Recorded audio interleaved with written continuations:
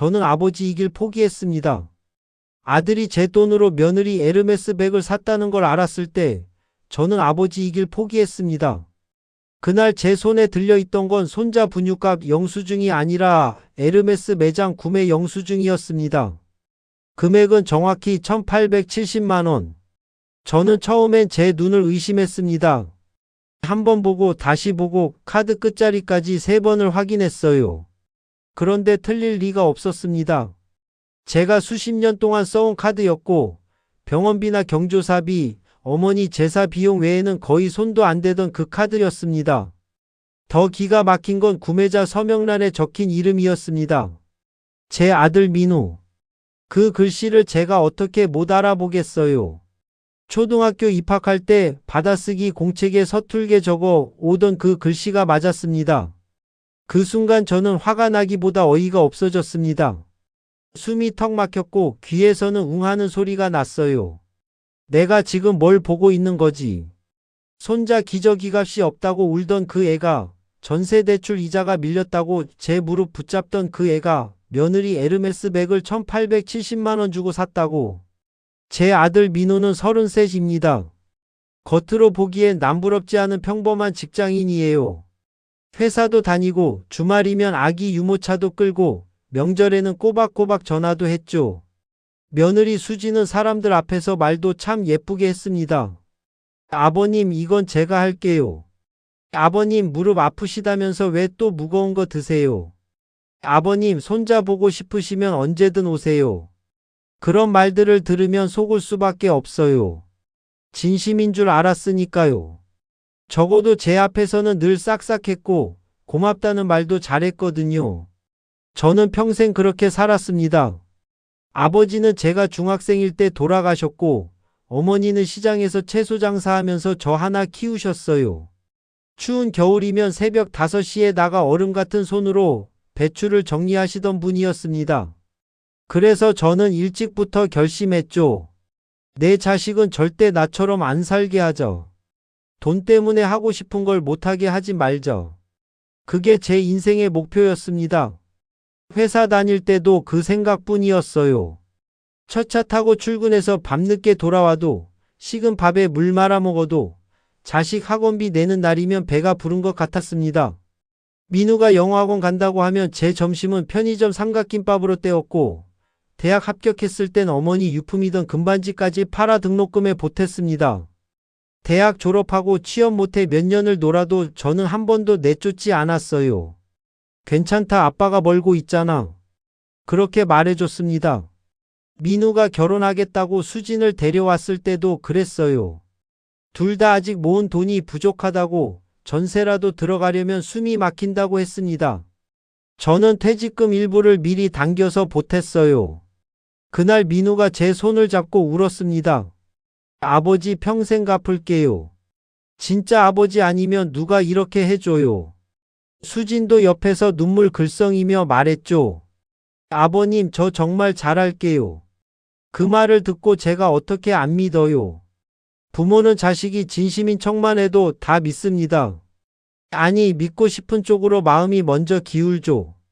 그래서 저는 은퇴하고도 쉬지 못했습니다. 택배 상하차도 해봤고 경비 일도 했고 주말엔 지인 사무실에서 자잘한 일도 했어요. 왜냐고요? 아들네가 늘 급했으니까요. 손자 어린이집 비용이 부족하다, 전기요금이 밀렸다, 차량 수리비가 나왔다, 육아 때문에 수진이가 너무 힘들다, 산후우울이 있는 것 같다. 한 번도 큰 소리로 내라, 당장 보내라 한 적은 없지만 늘 절박한 얼굴들이었습니다. 그래서 저는 지난 2년 동안 아들 부부에게 돈을 50번도 넘게 보냈습니다. 10만원, 30만원, 50만원, 어떤 딸은 200만원, 300만원도 보냈어요. 통장 이체 내역을 그날 처음 쭉 보니까 손이 떨리더군요. 몇 년 동안 제가 아들 부부에게 흘려보낸 돈이 거의 제 작은 아파트 한 채 전세금 수준이더라고요. 그날은 우연이었습니다. 병원에 무릎 진료받으러 갔다가 아들 집 근처를 지나게 됐어요. 손자 얼굴이나 잠깐 보고 갈까 싶어서 과일이랑 장난감 하나 사들고 갔습니다. 미리 말 안 하면 부담스러워할까 잠깐 문 앞에서 전화라도 할까 망설이다가 그냥 올라갔죠. 그런데 현관문 앞에 선의 안에서 웃음소리가 들렸습니다. 며느리 친구들 목소리까지 섞여 있었어요. 배를 누르려다 멈췄습니다. 사람이 많으면 괜히 불편해할까 싶어서요. 그때 문이 완전히 닫히지 않았는지 안쪽 말소리가 또렷하게 새어나왔습니다. 와, 수진아 진짜 미쳤다. 이거 진짜 에르메스야. 어머 조용히 해. 시어른들이 알면 큰일 나. 남편이 사준 거야. 남편 돈이 남편 돈이야. 결국 시아버지 돈이지. 그 말에 저는 그대로 얼어붙었습니다. 손에 들고 있던 과일 봉지가 점점 짓눌렸고 귤 몇 개는 비닐 안에서 터졌습니다. 안에서는 계속 웃음소리가 났습니다. 근데 진짜 대박이다. 요즘 에르메스는 줄 서도 못 산다며? 민우가 방법 좀 썼지.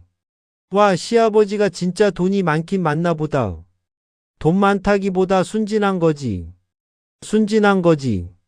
그 말이 제 가슴에 콱 박혔습니다. 저는 그 자리에서 배를 누르지 않았습니다. 들어가서 멱살부터 잡고 싶었지만 이상하게 몸이 안 움직였어요. 사람이 가장 큰 충격을 받을 때는 화도 바로 안 납니다. 오히려 너무 조용해져요.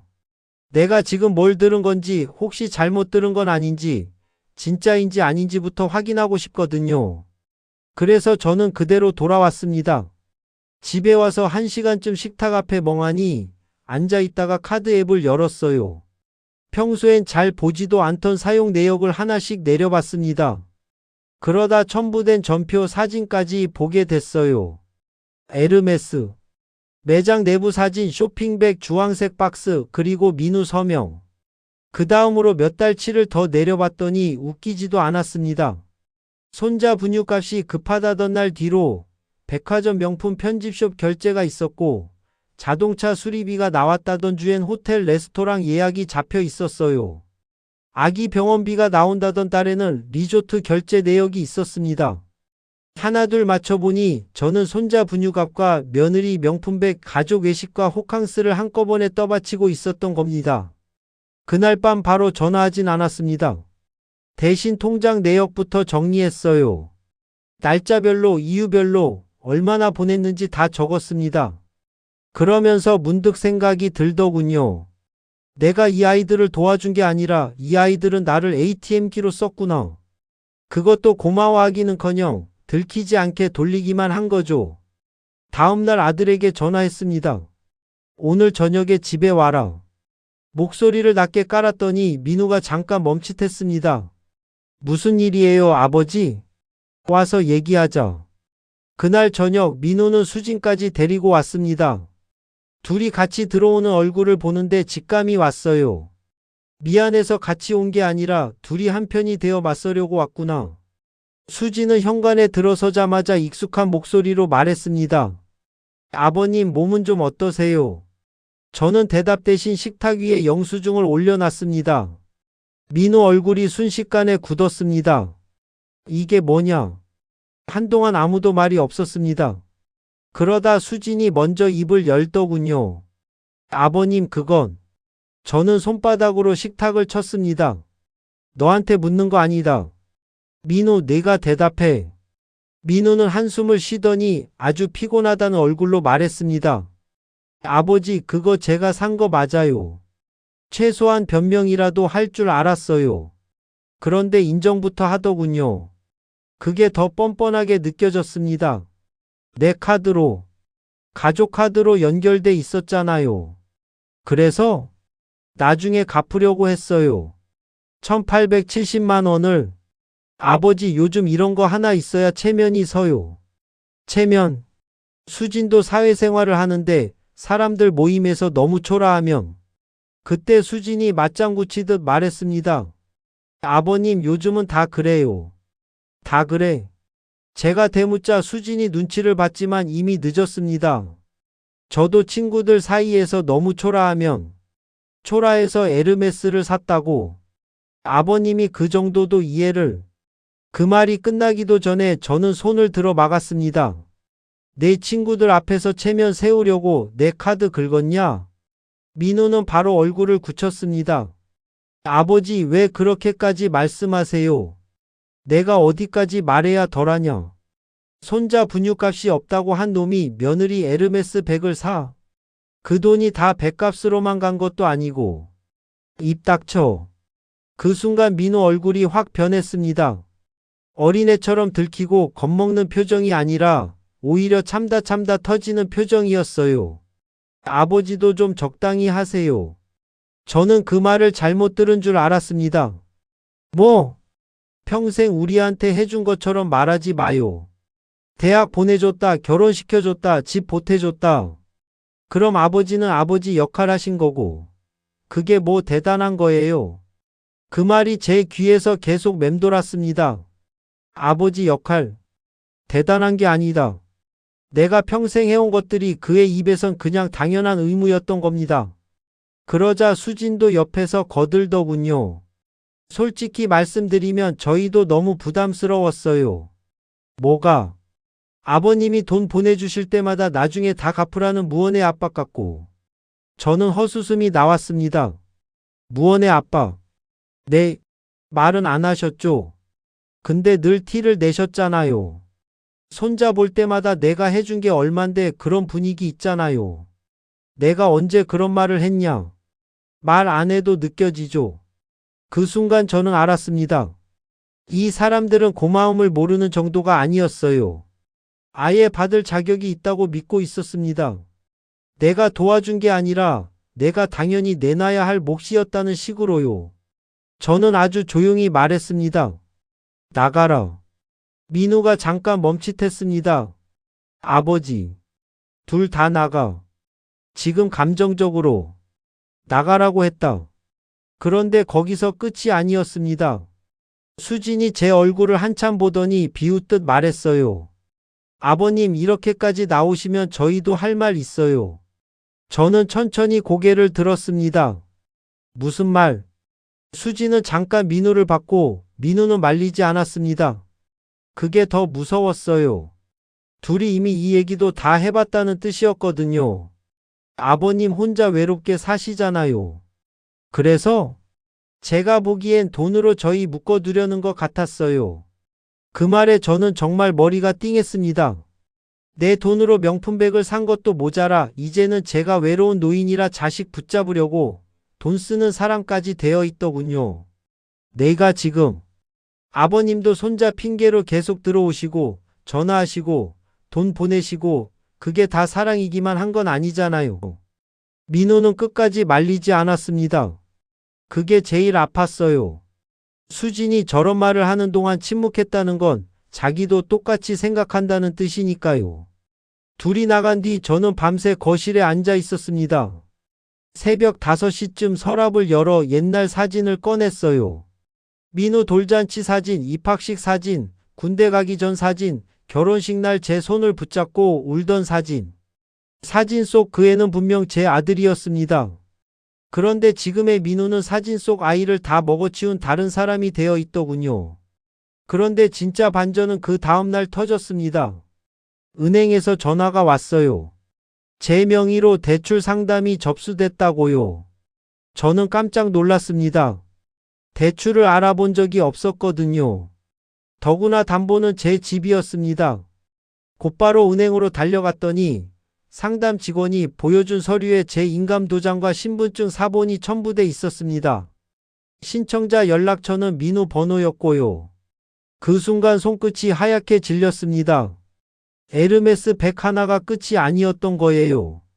이 자식들은 처음부터 제 돈 몇 푼이 아니라 제 집까지 뽑아먹을 생각이었던 겁니다. 저는 그날 바로 변호사를 찾아갔습니다. 모든 카드 정지, 계좌 비밀번호 변경, 인감 재등록, 유언장 제작성까지 한꺼번에 진행했어요. 변호사가 조심스럽게 묻더군요. 아드님하고 완전히 정리하실 생각이십니까? 저는 그 자리에서 처음으로 분명히 말했습니다. 네, 저는 이제 저 아이를 제 아들로 보지 않으려고요. 그 말을 입 밖으로 꺼내는데 이상하게 눈물이 안 났습니다. 오히려 머리가 맑아졌어요. 부모는 자식이 잘못해도 끝까지 자식이라고 생각하잖아요. 그런데 저는 은행 상담실 유리창에 비친 제 얼굴을 보면서 처음으로 깨달았습니다. 아, 나는 저 애를 더 이상 아들로 보면 안 되는구나. 계속 아들로 보면 또 속고, 또 돈 내주고, 또 내가 미안해 할 거라고요. 그런데 일주일쯤 뒤 민호가 다시 찾아왔습니다. 혼자였어요. 얼굴은 수척했고 눈은 잔뜩 충혈돼 있었습니다. 저는 순간 마음이 흔들렸습니다. 혹시 후회하나 혹시 사과하러 왔나 싶었죠. 민호는 들어오자마자 무릎을 꿇었습니다. 아버지 죄송해요. 그 한마디에 가슴이 같이 내려앉았습니다. 역시 자식은 자식인가 싶었어요. 그런데 그 다음 말이 모든 걸 다시 부숴버렸습니다. 근데 지금 당장 5천만 원만 막아주시면 저는 한동안 아무 말도 못했습니다. 무릎 꿇은 것도 사과가 아니라 또 돈이 필요해서였던 겁니다. 수진이 카드값이랑 대출 이자랑 지금 진짜 급해요. 에르메스 백 하나였냐? 민호는 고개를 못 들더군요. 2개였어요. 뭐? 하나는 버킨이고 하나는 켈리예요. 저는 그 자리에서 헛웃음이 났습니다. 하나는 생일 선물, 하나는 친구 결혼식 갈 때 들고 싶어서 샀답니다. 그리고 그걸 SNS에 올리며 남편이 해준 선물 드디어 나도 성공한 여자라고 자랑했더군요.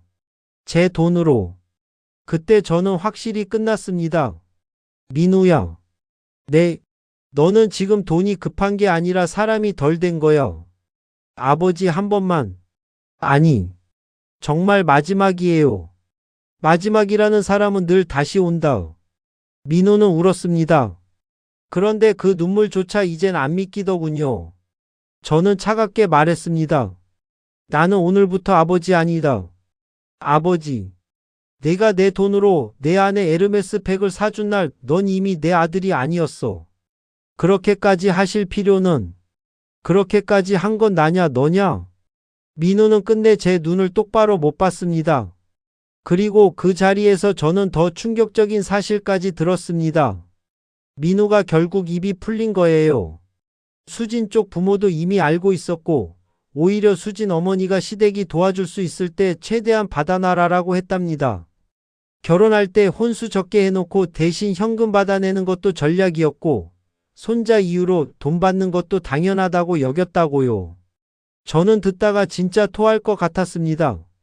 그러니까 이 집안 전체가 저를 만만한 돈줄로 보고 있었다는 거예요. 아들은 며느리 사랑한다고 정신이 팔렸고 며느리는 자기 체면 세운다고 명품에 미쳤고 그 뒤에서 친정은 계산기를 두드리고 있었던 겁니다. 저는 마지막으로 물었습니다. 손자는? 민우가 고개를 번쩍 들더군요. 네? 손자는 내가 무슨 짓 하는지 아냐고. 애가 뭘 알아요. 그래. 애는 모를 거다. 그래서 내가 더 끊어야겠다. 아버지 손자까지 왜 끊어요? 나는 손자한테도 더 이상 ATM 할아버지로 남고 싶지 않다. 끝이라고 생각했는데 며칠 뒤 더 기가 막힌 일이 있었습니다. 모르는 번호로 전화가 왔어요. 받자마자 수진 어머니 목소리가 들리더군요. 한 번도 개인적으로 통화한 적 없는 사람이었습니다. 사돈어른 이렇게까지 하시면 애들 앞길 막히지 않겠어요. 저는 그 말에 한참 말을 못했습니다. 지금 뭐라고 하셨습니까? 젊은 애들이 철이 없어서 그런 거지. 그걸 가지고 카드 맞고 계좌 맞고 법 이야기까지 꺼내시면 남들 보기에도 좀 그렇잖아요. 그 순간 저는 확실히 알았습니다. 저 사람들한테 저는 사람이 아니라 체면 차리며 계속 돈을 대줘야 하는 노인 하나였던 겁니다. 사돈 어른. 제가 아주 천천히 말했습니다. 제 앞길은 누가 막았습니까? 그러자 그쪽은 잠깐 침묵하더니 오히려 낮은 목소리로 쏘아붙였습니다.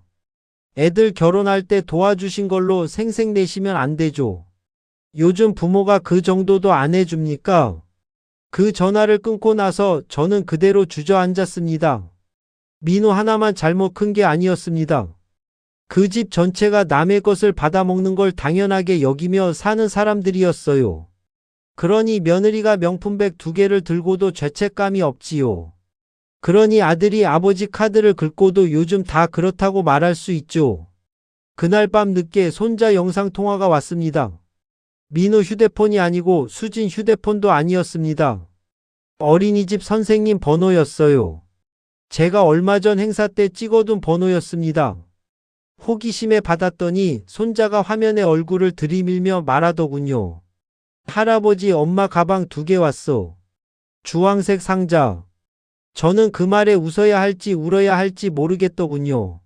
아이는 죄가 없어요. 그냥 어른들이 뭘 자랑했는지, 무엇을 들고 좋아했는지를 그대로 말했을 뿐입니다. 그런데 그 짧은 한마디가 제 마지막 미련까지 끊어냈습니다. 아, 저 집에선 이미 내 돈이 자랑거리가 되었구나. 고마움도 미안함도 없이 손자 앞에서도 숨기지 않을 만큼 당연한 일이 되었구나. 그래서 저는 유언장을 다시 쓰면서 한 줄을 꼭 넣었습니다. 내 재산은 감사할 줄 아는 사람에게만 남긴다. 변호사가 조금 놀라더군요.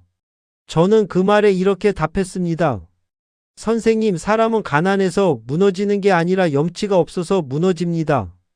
저는 제 재산으로 제 자식을 더 망치고 싶지 않습니다. 그날 이후 민우는 2번 더 찾아왔지만 문을 열어주지 않았습니다. 한 번은 울었고 한 번은 화를 냈습니다. 아버지, 진짜 이렇게까지 할 거예요. 그 소리를 문 밖에서 들으며 저는 처음으로 흔들리지 않았습니다. 오히려 마음이 아주 조용했습니다. 아버지라는 이름으로 다 받아주는 삶은 끝났다고 그제야 제 안에서도 분명히 정리됐거든요. 그 뒤로 저는 정말 연락을 끊었습니다. 민우 번호를 차단했고 수진 번호도 차단했고 모든 금전 거래 내역을 정리해서 법적으로 문제될 부분은 준비해뒀습니다. 손자 앞으로는 직접 신탁만 걸어뒀어요. 민우 손을 거치지 않고 나중에 커서 대학 갈 때나 볼 수 있게요. 사람들은 그러더군요. 그래도 자식인데 너무한 거 아니냐, 피는 못 속인다, 나중에 후회한다. 그런데 저는 압니다. 피가 사람을 가족으로 만드는 게 아닙니다. 부끄러움을 아는 마음이 가족을 만듭니다. 내 돈으로 며느리 에르메스 백을 사고도 미안함보다 체면을 먼저 말하는 아들, 고마움보다 명품이 먼저였던 며느리, 그리고 아버지를 외로운 노인 취급하며 등골 빼먹는 걸 당연하게 여긴 그 부부를 어떻게 가족이라고 부릅니까? 아들이 제 돈으로 며느리 에르메스 백을 샀다는 걸 알았을 때 저는 정말 아버지이길 포기했습니다. 정확히는 호구 같은 아버지이길 포기한 겁니다. 그리고 그날 이후 비로소 저는 처음으로 제 돈을 제 인생을 위해 쓰기 시작했습니다. 무릎 수술도 미루지 않았고 올해 고장난 냉장고도 바꿨고 평생 가보고 싶던 바다도 다녀왔습니다. 혼자 밥 먹고 혼자 차 마시고 혼자 병원 다녀오는 삶이 처음엔 쓸쓸할 줄 알았는데 아니더군요. 적어도 내 돈이 어디로 사라졌는지 밤새 계산하며 잠 못 드는 일은 없어졌으니까요. 평생 가족을 위해 살았는데 정작 가족은 제 돈으로 에르메스 백을 샀습니다. 그래서 이제 누가 물으면 저는 이렇게 말합니다. 내가 자식을 버린 게 아닙니다. 자식이 먼저 아버지를 계산기로 봤을 뿐입니다. 그리고 그 말을 할 때마다 저는 아주 천천히 그러나 분명하게 그날 식탁 앞에서 죽었던 제 자존심을 다시 주워 담고 있습니다.